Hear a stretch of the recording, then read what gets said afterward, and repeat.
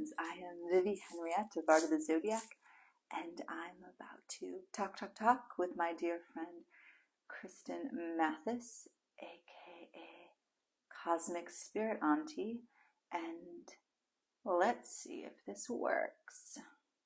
I hope.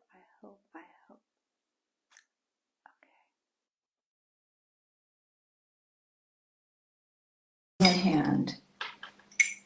Kristin's here. Let's see if this works. How is everyone today? Hey, We did it. Okay, I'm going to adjust this. It's going to be awkward for a moment because I can never, I don't know. Even after this long, I still don't know how tripods work. Okay. you always make awkward look fabulous, though. Thank you. I'll take it from you. How are you today, Kristin? I'm okay. I'm okay. How are you? Good.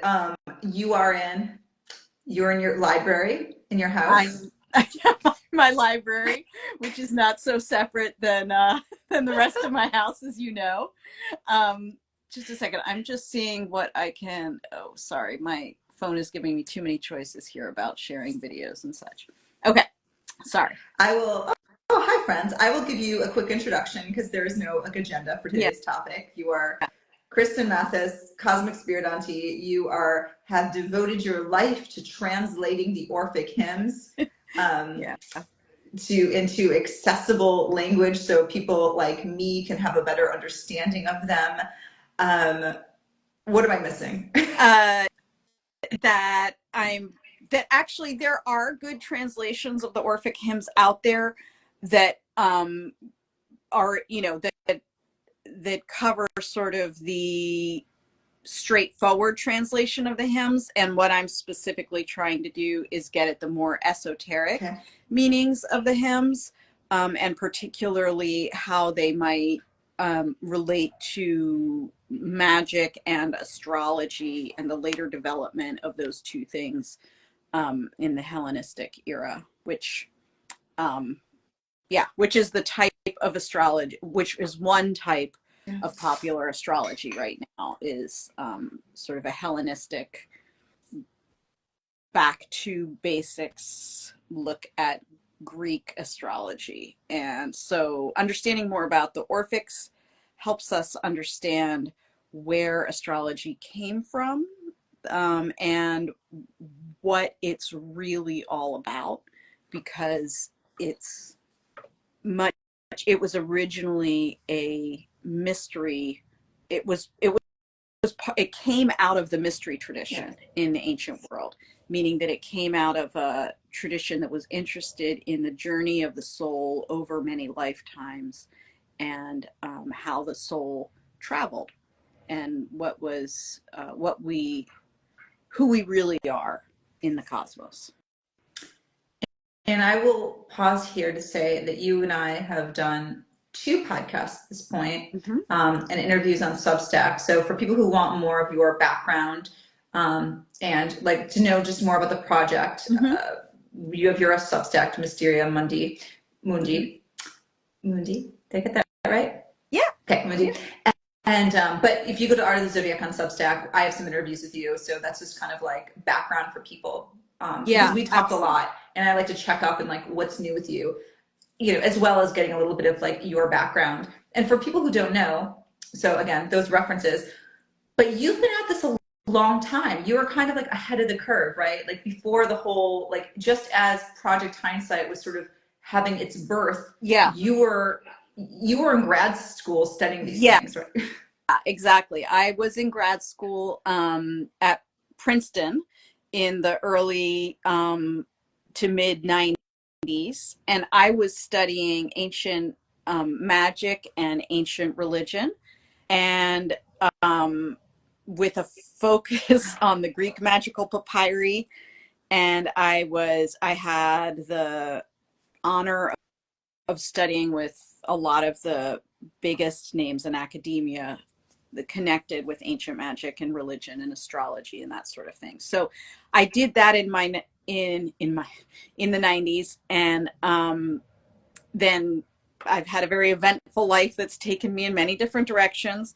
And when I got COVID and long COVID, I needed to find something that I could do with my limited energy, and also I needed something that brought me great joy in my life. And so I returned to doing this stuff that I studied all those years ago, and to my great surprise found that people care about Hellenistic astrology, and that like, folks like Chris Brennan are like a household name in some circles. Yeah. And, yeah, and so I've been able to my chronic illness has actually afforded me this amazing opportunity to go back to what I originally loved, and spend a lot of time reading and translating Greek and thinking about ancient religion. So, well, yeah. And we've had a whole conversation about that, which is really fruitful. Long COVID and the fates, essentially. I'm paraphrasing the name of our interview. Yeah. Okay, I'm just gonna throw a question out here. This is just like so random, random. What is the overlap between the Orphics and the Greek Papyri? Good question. So, hi Drew. Drew's on. I'm gonna back up. Yeah, Drew is my collaborator of mine, another collaborator of mine. We teach a class called Star and Orphic Initiation that we reboot sometime this spring. So stay tuned. Yeah, so the Greek Magical Papyri and the Orphics, and I'm going to throw another thing in there, astrology. Okay. Okay. So the Orphics were an ancient Greek mystery tradition. Again, mystery tradition being traditions that were associated with the study and understanding of the soul's journey. And the Orphics,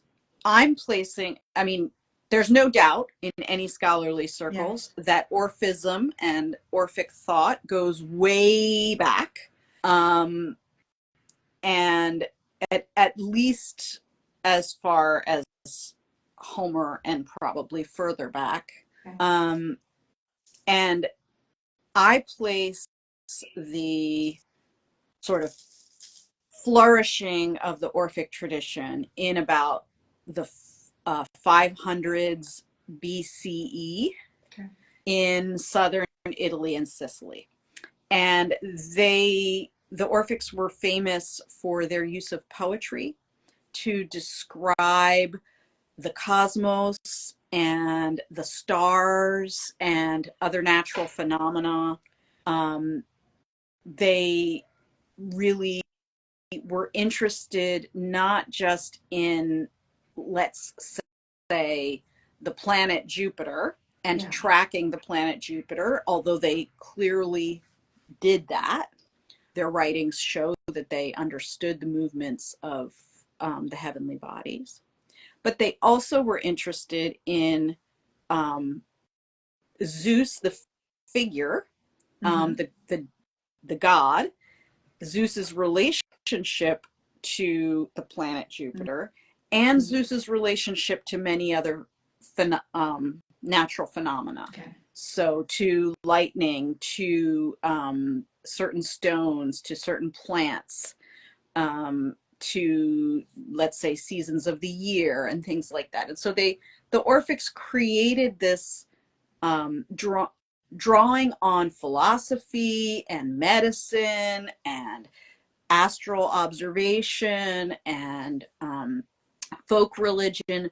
They created this sort of system that they wrote poems about. Okay, the system of what we might now call correspondences.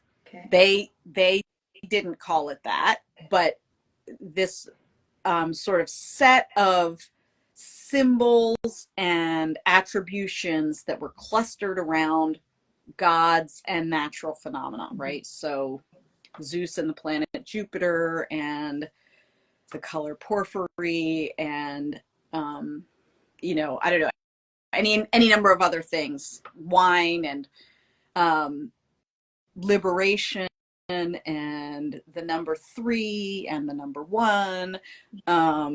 All of those things were associated together by the Orphics. Okay. So that's 500 BCE.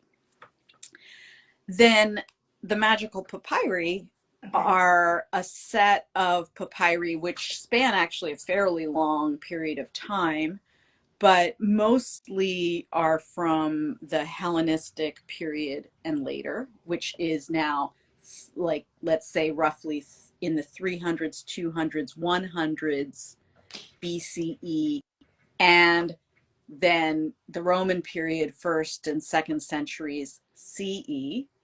So they span a big a number of centuries, but can I pause really quick just to interrupt? Yeah. Okay. So because it gets confusing when you go backwards before the Common Era, right? So yes, the Orphics came first, and then when you get this papyri, when you're calling them papyri, right, you're literally meaning these just named after the scrolls that they they're were written scrolls, on. right? Yeah. They're scrolls that in some cases are bigger pieces, Okay. and in some cases are tiny little fragments. Okay. There's also we have all sorts of little fragments of papyri. Okay. From the ancient world. Most of them are from Egypt, from the area that we now think of as northern Egypt, because the climate there is a desert climate, so it preserves them. So people would take these scraps of papyri, they would be thrown into, let's say, a garbage heap, and later folks could excavate them and find them. Or they'd be stored in jars or something like that in the desert, and someone would find them. So anyway, we have these papyri. That's like, you do a whole episode just on that. But we have these papyri, and what they contain are a series of, or many series of, what we would now probably call spells. And in some cases, they would have called them spells too. And in other cases, it's not clear. Are these like ritual instructions? Are they hymns? And they range over a wide variety of topics. Everything from like, help me find my lost donkey, to help me get in bed with such and such a person, to help such and such a horse chariot win a race, to rituals involving the sun god Helios, or conjuring various types of spirits, raising the dead, harming people. There's like a huge range of different, what we would call magical actions and rituals contained in these papyri. And inside of those papyri, inside all these like wide variety of spells, we find a lot of the language and figures, whether those are deities or spirits, that the Orphics first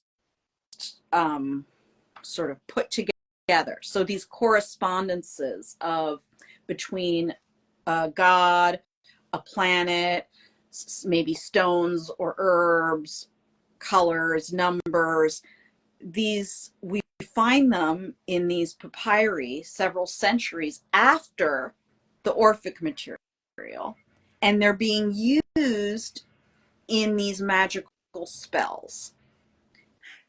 Can I pause there for a question, just a clarification for those, just to make sure everyone's following along? So the Orphics came first. They put forth this poetry of correspondences, which I'm guessing is the Orphic Hymns. Yes. I mean, I'm not, just to be very clear for the scholars in the audience, if they're already out there, I'm not claiming that the hymns that we have right now are exactly, that they were written down exactly in 500 BCE. But I am claiming that that tradition and a lot of what we find in the hymns that we have now was first formulated in 500 BCE. Does that Because make it would have sense? been an oral language, right? They would have been sharing and memorizing these hymns. Yeah, it could have been written early, or it could have been transmitted orally and written down slightly later. But I'm saying, I guess my claim is that what we find in the Orphic hymns, that material dates from circa 500 BCE.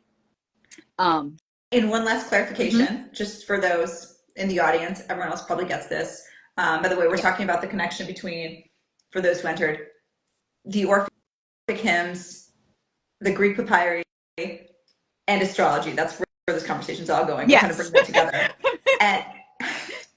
And to go back to the beginning of what first came in time were the Orphics, this mystery tradition, creating this poetry. And the Orphic hymns get their name from Orpheus, the poet, right? Yes, yes. You are such a good student.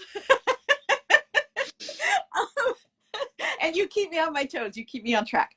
So, yeah, from Orpheus, then where I was just sort of describing the Greek Magical Papyri and the fact that many of these correspondences or associations found in the hymns appear in these magical papyri, but sort of like recombined and taken to the next level and often mixed in with a lot of other stuff, like other types of mystery traditions, like the Mithraic mysteries, and the a lot of Jewish material, Jewish magical material. Other types of Egyptian material, or, you know, you might get gods like Anubis mixed in there and things like that. So the magical papyri represent a much wider, more diverse tradition than the Orphic material, but the Orphic material is definitely one thread sort of weaving into this mishmash that is the Greek Magical Papyri. And this is partially because you said the Orphics come from like Italy. Yeah. Wait, give me the places. So the Orphics flourished. I mean, Orphism flourished around the Mediterranean, but I feel like my research more and more is leading me to believe that the sort of core of their material developed in Sicily and southern Italy in around 500 BCE.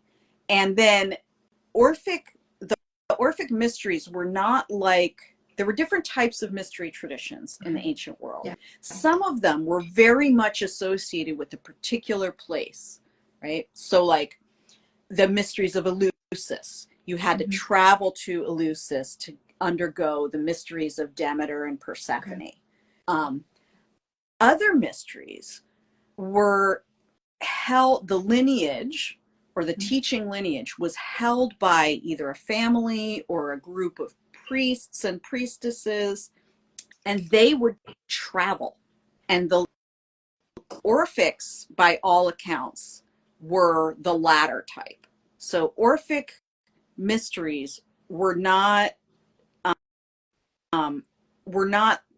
limited to a certain place. A priest or priestess would, we don't know the gender. We know that women could be Orphic initiates, which leads us to suspect that they may have been able to be Orphic priestesses as well. But they might have traveled, or we believe they traveled probably to the homes of rich patrons or something, who might have then had them perform the mystery rites for their circle, maybe their household and friends, or maybe they were sponsored in a particular town. We just don't know. It makes me think of like in like really shitty modern terms, when someone like wants to have like a like an ayahuasca ceremony or something, and you like Yes. bring in like the Yes. shaman. You bring in the shaman, right? Yes. Actually, that's a great analogy. With minus maybe like some of the cultural appropriation, right? Exactly. Yeah. But yeah, so they traveled around, and as a result, Orphism, you could become an Orphic initiate. We know that people were Orphic initiates in all over the Mediterranean. Mm-hmm. And so, and plus they wrote these hymns, and the hymns are transmitted, that are shared, either person to person, as, friends share books then as now, or collected by wealthy patrons or particular city libraries and preserved that way. But ancient writers refer all the time to things like Orpheus says, blah, blah, blah, blah, blah. So, yeah, so that's how the folks who were writing these Greek magical papyri, which were a wide mix of folks, probably some of them might have been like somebody sitting in a marketplace doing a spell for how to help you find your lost donkey. Yeah. And like at that level. And then, or dream interpreters, we have spells, or for finding out the meaning of dreams, that sort of thing. And then other parts of the Greek magical papyri might have been there's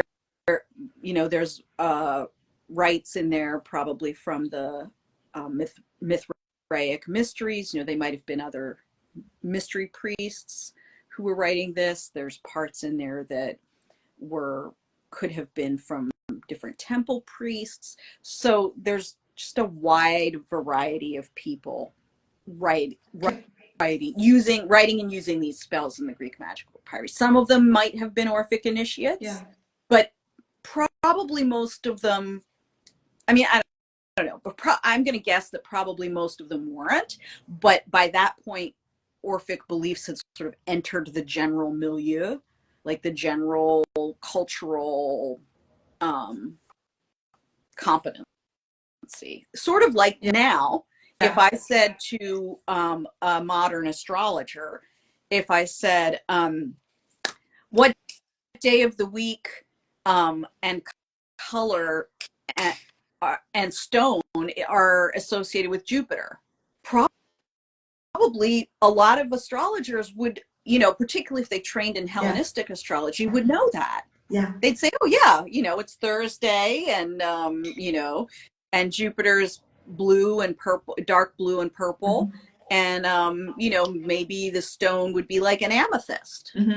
Right? And that doesn't mean you're an Orphic initiate, but it does mean that some of the material that was in the hymns has made it all many centuries through time to hit you and me here today. And we have a certain knowledge that was first put together by the Orphics. One more point for clarification. I'm hearing this because it's interesting, because we think the Greek papyri, right? We think ancient Greece, like ancient, you're translating ancient Greek, the language of the Orphic hymns. But it's important to remember that, again, tell me if I'm getting this right, the Orphic tradition came out of not just Greece, but the whole Mediterranean, right? So that we already get this sort of traveling and mixture of cultures. And then when we get to the Greek papyri, is that around the time where the Greek rule of Alexandria? So then we get the Egyptian culture, Greek mashup, which leads to Hellenistic astrology, or the equivalent of. Yes. Okay. And the interesting piece about that is you nailed that.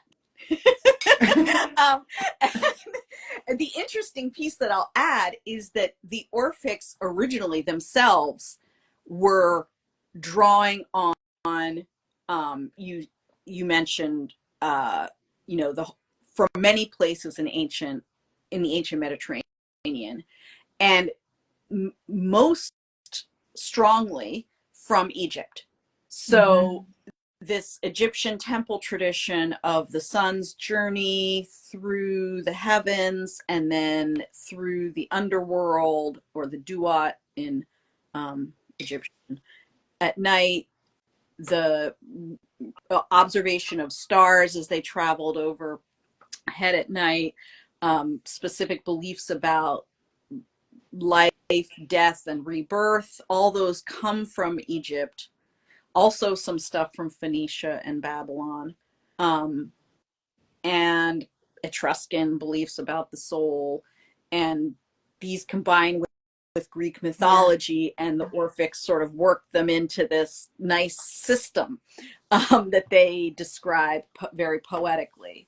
And then, as you're pointing out, with the Greek Magical Papyri, this Orphic system sort of comes back to Egypt and informs the development of what we think of as Hellenistic magic and astrology in Alexandria during the Hellenistic and Roman period. So that's, it's, and I'm not saying that it was as neat as Egypt goes to Italy for the Orphics, then Orphics go back to Egypt. Obviously, there's a lot of back and forth all the way along, but you can trace these sort of big cultural exchanges. And what's interesting to me about the Orphics is that there's been a lot of talk in contemporary astrological circles about, well, how did, first of all, is astrology really Egyptian or is it really Babylonian? Back, like, where are the real roots of astrology? And there's lots of good arguments on both sides. But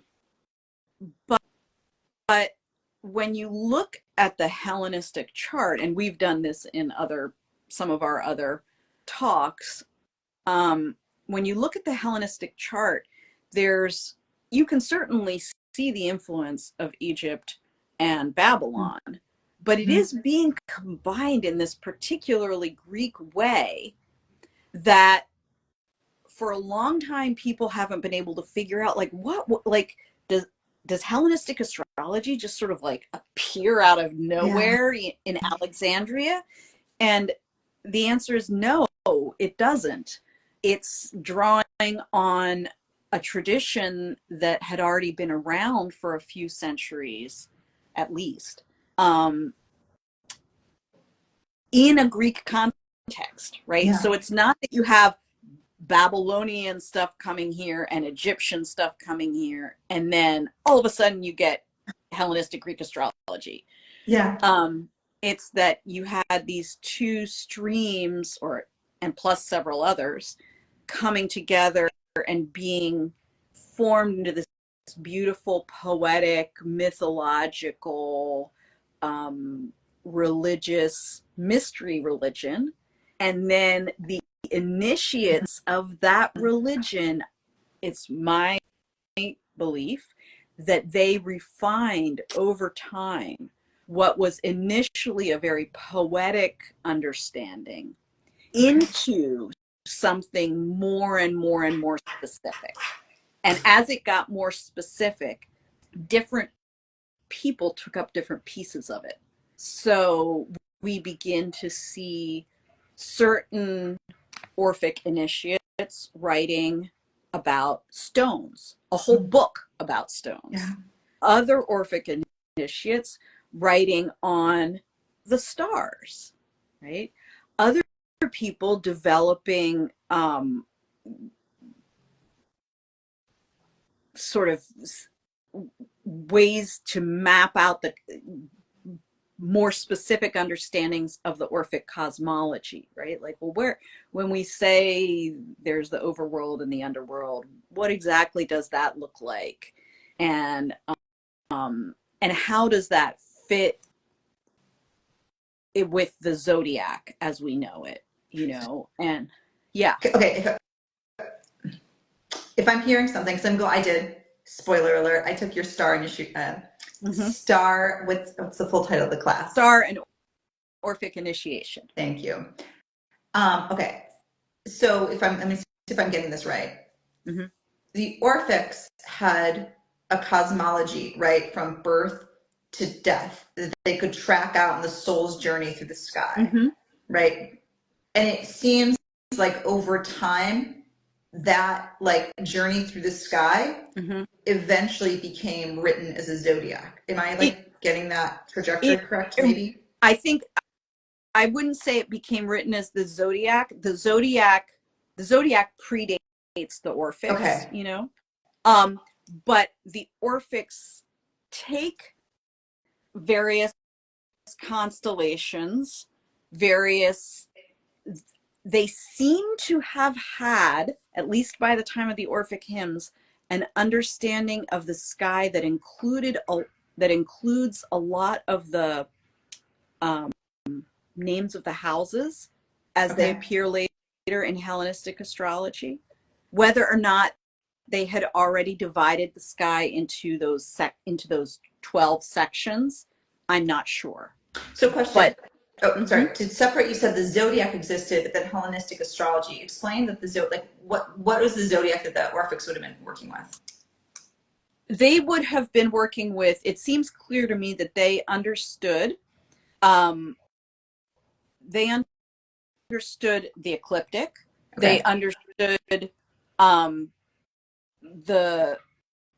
the constellations that appear along the ecliptic, as opposed to constellations which they also name that are not on the ecliptic.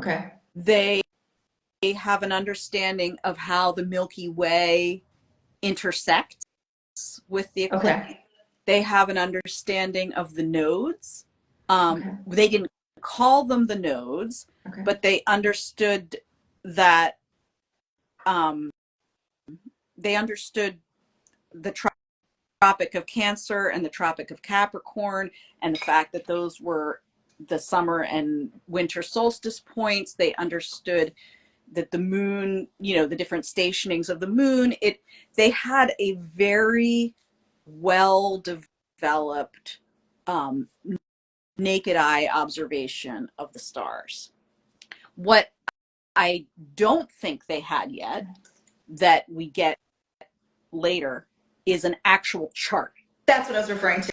When I said zodiac, what I meant was the planet signs and houses, because that comes later, right? Yeah, like the chart that we look at that has, you know, that's in a circle that has 12 bits, you know, 12 houses, and we can put the zodiac around it and make mathematical geometric shapes inside of them for the aspects. That comes later. Although, again, I don't want to rule out that they were doing something geometrically back then, because we know, I was just reading about this week. I was reading about the how the ancient Egyptian priest of the hour marker, which in Greek translates as horoscopos, right? So the ancient Greek word for this Egyptian priest was horoscope.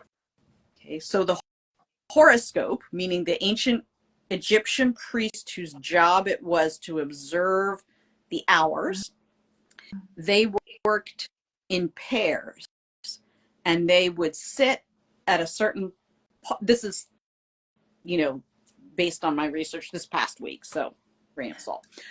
But apparently they would sit up at an appointed spot every day. They think on the roof of a temple, and they would face each other. There were two of them, and there was a stick with a string, and there was something about, and I do not know the details of this, but they used the two sticks and an attached string to sort of sight, I think, much like a modern surveyor, you know, sights things. And they would mark the rising of the stars in the sky every hour. These are what we now call like the decans or the decanal stars. They would sight them, and they were responsible for doing it accurately so that temple rituals could be carried out at the correct time. And there were other priests who would write it down and, you know, carry various ritual implements, but it was a very high position. I just made a good pun. High. It was literally high. It was up on top of the high position to be a horoscopos, to be an hour marker priest. So we know that from very early times, from, you know, back in Babylon and in ancient Egypt, also in the Near East, the Phoenicians used water pools in their temple to make measurements between the stars. They figured out a practical way to, by using the reflections of the stars, they could mathematically figure out how these stars were related to each other, how far apart they were from each other. Not in modern terms, in terms of light years, obviously, but in terms of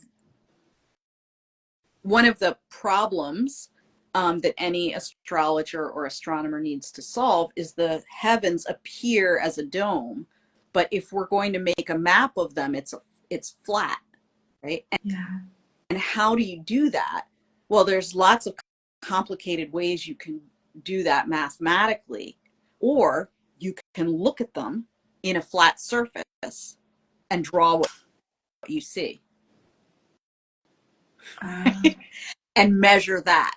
And we know that the Phoenicians were doing that in Sicily at around 500 BCE. Is that like time-wise? When is that into relationship when the because it was the Egyptian priests that had the hour markers, the pairs, right? Was that contemporary with them, or which came first? With the Babylonians and Egyptians had really sophisticated measuring techniques way earlier.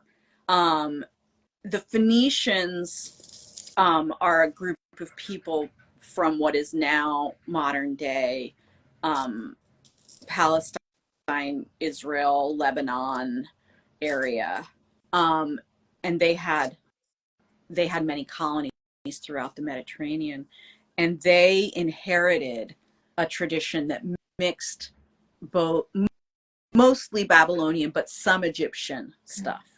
And they were, the Phoenicians and the Egyptians and the Babylonians were still doing their own observations while the Orphics were doing their thing. And even into the Alexandrian, even into the Hellenistic period, there's still a Babylonian tradition going on. It was different. I mean, it had developed, but there were still Egyptian priests doing their thing in proper Egyptian temples, and there were Orphic. I mean, it's just such a rich hodgepodge, like beautiful mixing bowl of cultures. Maybe one take home from this is there's our modern notions of sort of finding a single origin for something, or well, is this cultural appropriation or is it from the tradition? It's very difficult to apply those, if not impossible to apply those ideas to the ancient world. I'm just finding start of the decans for a moment. So you have like on one end of these say time stick. I don't know. Timeline. Yeah. Wow. You have the Orphics putting together this sort of cosmology with their initiation, like this mystery tradition, and thinking about planets and correspondences, and then that sort of gets woven into the Greek papyri. People started sort of building on that, and like maybe finding it gets sort of into a larger culture where people are learning how to be like, okay, how do I take some of this knowledge to like find my donkey, vet a lover, whatever, right? We get that sort of pulling in, and then eventually we have this sort of Hellenistic moment with, if I'm getting this right, like Alexandria, where like we get the planet science houses.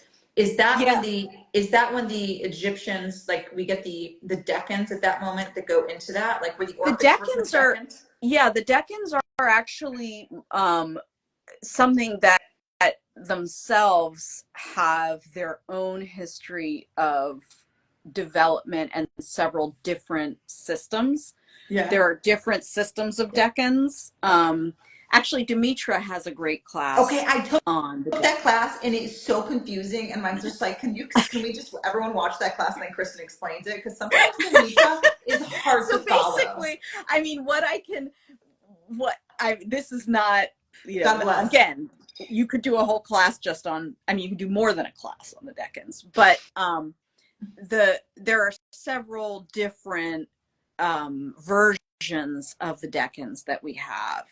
Okay. One of them is painted on the walls of a temple in Dendera. There are several other depictions of the decans. Mm-hmm. And this is common in the ancient world because, again, thinking of like, I'm loving your ayahuasca shaman analogy because it's similar, right? Mm-hmm. Like if you were to ask, I don't know, 10 proponents of ayahuasca, like, what's the right thing to do in ceremony? They probably would all have slightly different answers. They would resemble each other, but depending on which shaman they'd been initiated by or where they traveled, did they go to Peru or did they go to Ecuador or was it in LA? Was it in Brooklyn in someone's loft? Just they would have slightly different versions of what they'd been taught was the right thing to do. Because these are lineages. It's not a scripture, right? And even honestly, in scriptural religions, there's still different lineages, right? Like, I'm just thinking of my neighborhood in Brooklyn. You have the Satmar Hasidim and the Bobover Hasidim, and there's like lots of different rabbis teaching different, ever so slightly different variations of Hasidic Judaism. Same thing in Christian. So bringing this to the present moment, if I can like put forth an idea here, I think what all of this is telling me, right, is there's no one origin we can point to, right? There is this sort of deep it's this constant sort of commingling in creation. And it's interesting to now come to the present moment, right? Mm-hmm. Where you're translating these Orphic hymns, right? And you're sort of dissecting them and sharing them with others. And it feels like maybe something to remember is that we're kind of like, every time we sort of recite an Orphic hymn or build on it or find our own ways to work with this, we're actually part of that lineage. Totally. I think that's one of the coolest things to me about the Orphic hymns is that they were intentionally written in a poetic style that evokes greater and greater sort of proliferation of meaning. Mm-hmm. So I'm just trying to think of an easy example, but like I'm going to give you the example that I'm working on right now. I'm working on a footnote for my new book on Athena. Okay. And Athena has a title in the Orphic hymn, Tritogeneia, right? Which is almost never translated in other English translations. Actually, it isn't ever translated. And when you look it up, it's like, we don't know. Maybe this means born of the river Triton. Maybe it means born in the lake Triton in Libya. Maybe it means Tritos also means three or third. And so maybe this means like she's the third born child of Zeus. Maybe, and you know, and then what does it mean to be like, you can also translate that same word as sort of coming from the family of threeness. Right? So if Athena is associated with three, the number three and threeness, that gives us another whole set of meanings that are attached to that, because the number three in ancient thought was associated with plurality, as well as a certain, like plurality and fecundity, like creating more and more things. Good luck, liberation. So that one title, Tritogeneia, means many things at the same time, and it's almost like you can riff on it almost infinitely. And every Orphic hymn is like that. Every Orphic hymn has multiple, and not only every Orphic hymn, but almost every word in the Orphic hymns has this sort of generative proliferation of ideas spilling out of it. Every title for God has more than one meaning. So when we read and recite those hymns, we are participating in that continued like generation of meaning. And it's why although I feel like my personal mission is to try and look back and really uncover like what are they trying to do way back then, right? That's like my personal mission. I think as modern practitioners, it's not only okay, but very Orphic to take take that original meaning and riff on it and create new meaning, because that's what they were doing, you know? So sure, as a scholar, as a translator, I feel like the mantle that my spirit guides have laid on me is like, I'm supposed to do this work of translating and recovering original meaning.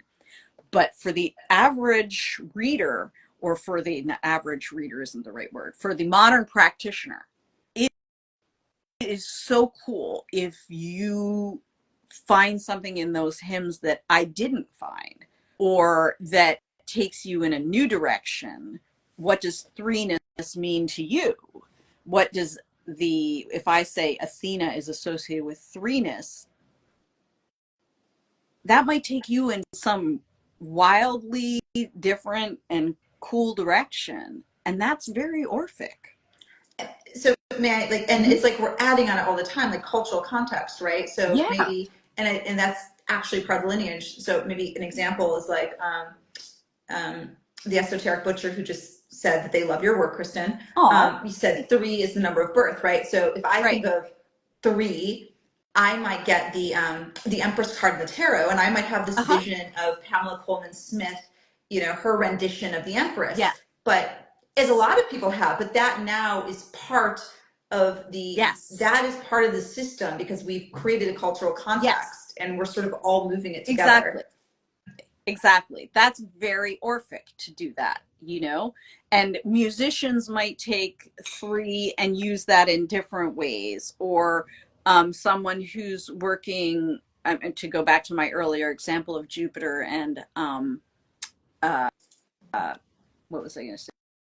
Jupiter and stones and the amethyst, right? Like somebody might take that in a different direction with the association of purple or stones with Jupiter. That would be very, very cool. I just noticed that Kim's Astro Healing says in Buddhist practice, after reading the prayers, there's inner, outer, and secret meanings. Yes, exactly.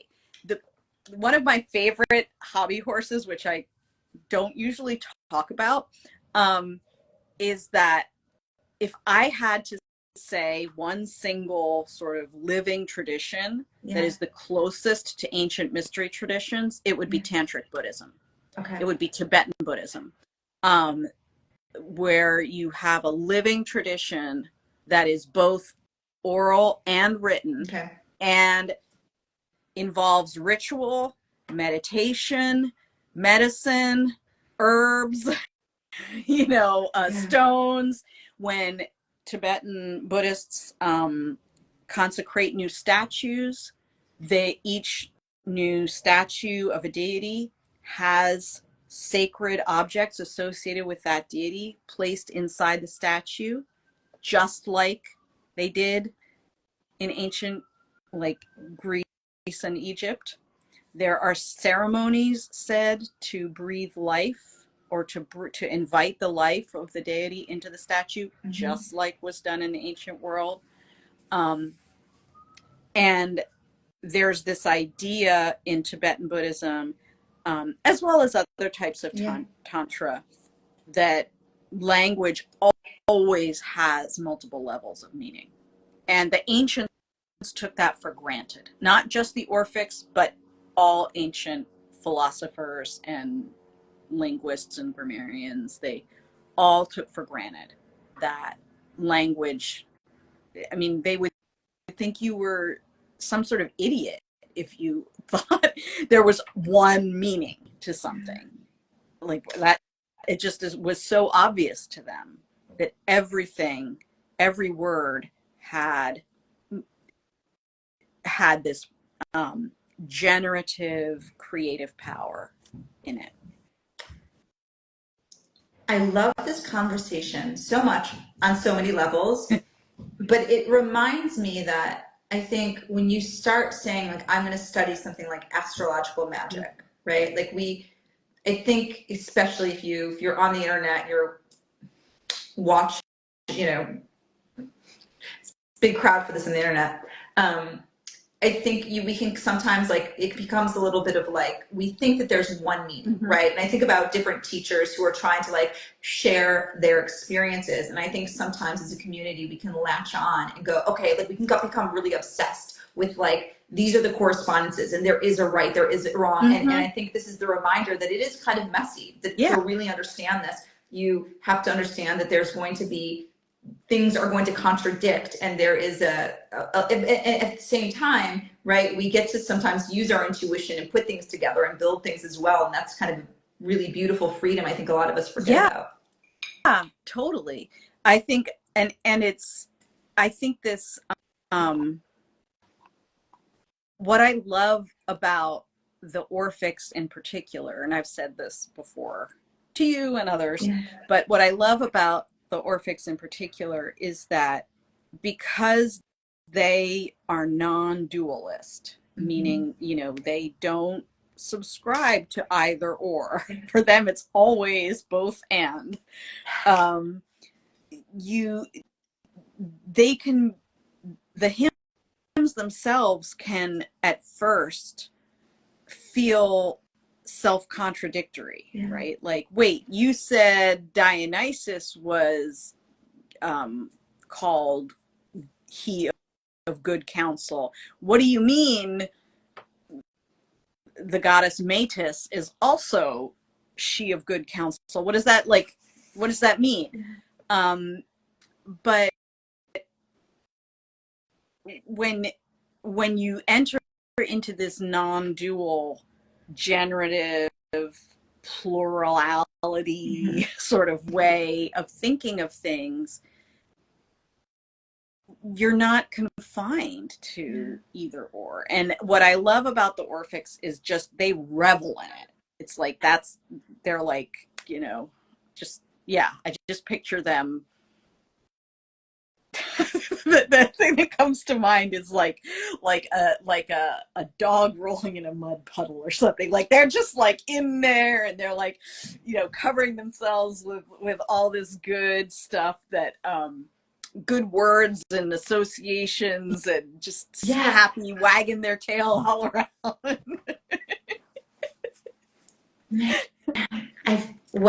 Okay, I'm like really this, by the way, I love that we've had this sort of, this has been a very directed conversation. I just got on this being like, I don't know what we're gonna talk about, but it's Kristin, so I'm just gonna ask things and so things are gonna come out. Let's see. Ooh. Oh yeah. Esoteric. You want to read the esoteric butcher's comment? Yeah. Moira talks about this in a relation to the star Algol. She found Algol asking for other things that aren't traditional. Yes. And first of all, huge shout out to Amaya Rourke. Love her work. She does amazing research, and I love the way that she bases what she does very much within an understanding of a tradition, and just is also doing the work of being open to receive new direction. So yeah, completely. And Kim says cosmic play. Yes, it's no accident that Orpheus is a magician, and he literally plays, right? He literally plays and sings and creates song that moves plants and animals and planets. I'm going to try to like bring this into a bundle, and I'm also going to leave with a big question. So everyone stay on the line, because I have a question. I need group feedback for this. That's this final piece here. My first is, say people want a better understanding of like what the Orphics were, like what was the light, like what about this tradition? Are there any good like books on this, or like just ways of entering that aren't necessarily so scholarly, but a way to like understand this more? Honestly, no, that's what I'm working on. There is one really good but very dense scholarly book by an author named AUNTIE, ANTHI, Chrysanthou, spelled like chrysanthemum but with an OU at the end. She's amazing. I don't agree with everything she says, but her work is just so cool. Okay. But very dense. No, there is not a good intro to the Orphics out there, because so much scholarship has been done just within the last 10 or 15 years that a lot of the stuff that if you reach for at your library or, you know, order off the internet or whatever, it's out of date and just wrong. ML West is somebody who gets cited a lot, but actually is just out of date on a lot of stuff. But I have a book that's going to be coming out this year, fingers crossed. And my Substack, I do have on my Substack a relatively recent post that you can search about who was Orpheus and who were the Orphics. And the book will be devotional, but it will have a shortish introduction to the Orphic tradition. And then, of course, we have my class with Drew Levanti, who, and that, you know, stay tuned. More info on that should be coming out within the next month or so. And and my Substack is where I try to keep folks up to date on this. But yeah, this is an understudied, I shouldn't say it's understudied. It's an under shared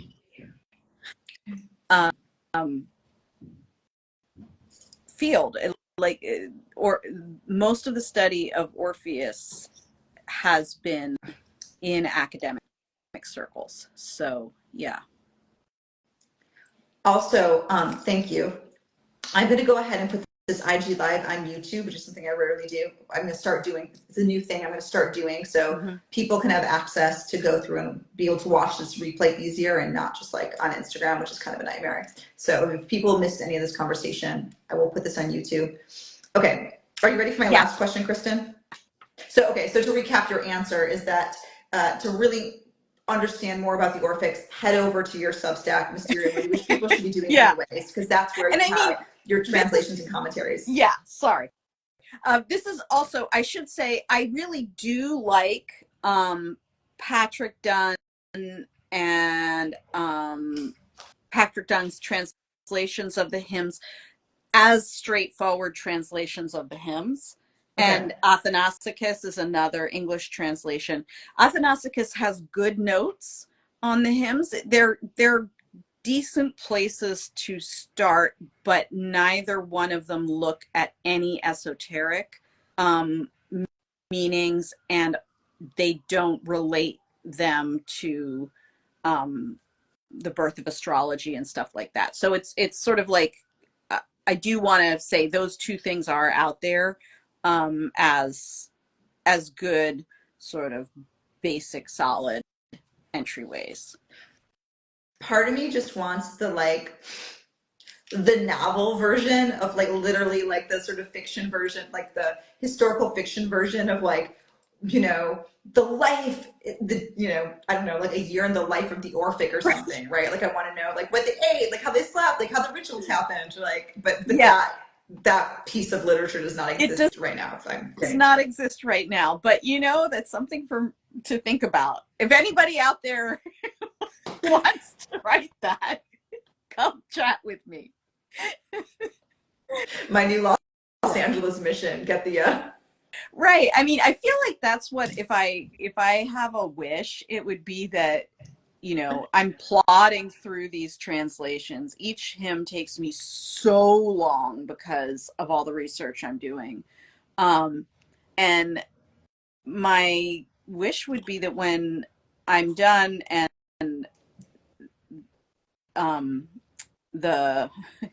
my hypothetical giant volume with all 87 hymns and commentary is published, that it will be a resource for people to take it in like so many different ways. I mean, that would be like my dream, is that somebody somewhere would pick up my book and be like, you know what? I'm going to write historical fiction about an Orphic priestess.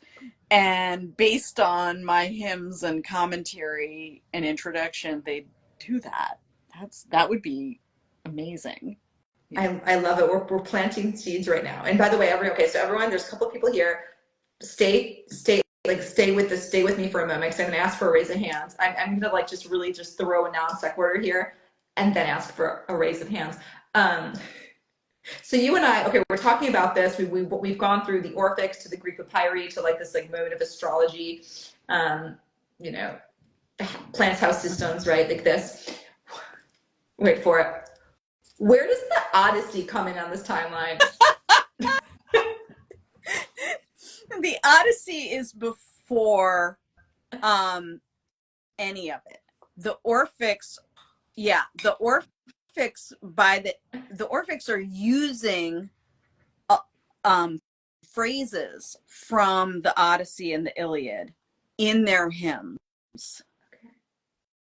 The Odyssey and Sappho is before.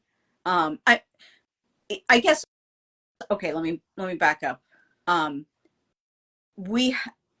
There were probably probably elements of Orphism that were around even back as far as Homer.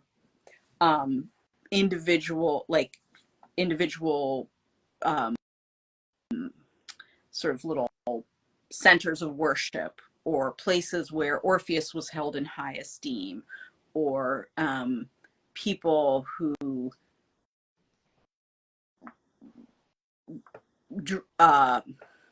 participated in rituals for the afterlife involving Orpheus, right? Like we think we have some archaeological evidence that leads us to believe that it was very old.